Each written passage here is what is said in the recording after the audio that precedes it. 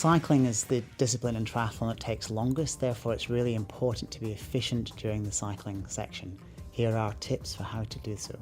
One of the really important things on the bike is to make sure that you keep your cadence, which is the number of times your legs are going around every minute, nice and high. You want to be having your legs go around at about 90 to 100 revolutions per minute. To do that, you use your gears. So you'll find that in a rolling course where you're going uphill and downhill all the time, that you're using your gears quite frequently. You should be changing your gears at least as often as you would do driving a car, and it's a very similar principle. Your car engine is most efficient when it's going at a certain revs per minute, and so is your body. So remember, 90 to 100 revs per minute is what you want to be doing. A very important thing on the bike is to keep as aerodynamic as possible.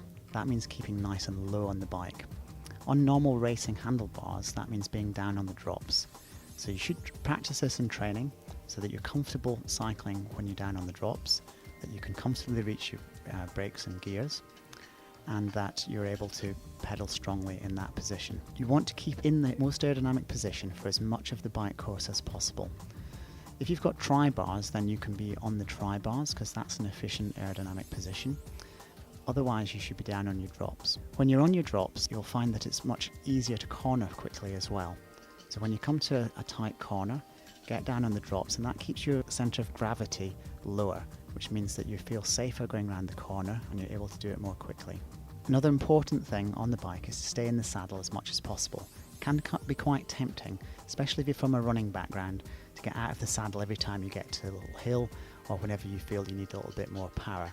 However, it is much more efficient to stay seated in the saddle as often as possible. The reason it's more efficient seated down is that you're using less of your body.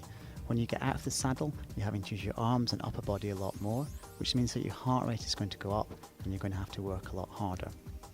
Sometimes though, you do have to do this. For example, coming out of a corner when you've slowed down, it can be worthwhile getting out of the saddle just to give a little bit of extra acceleration to get up to your normal cruising speed before settling back down into your normal aerodynamic position.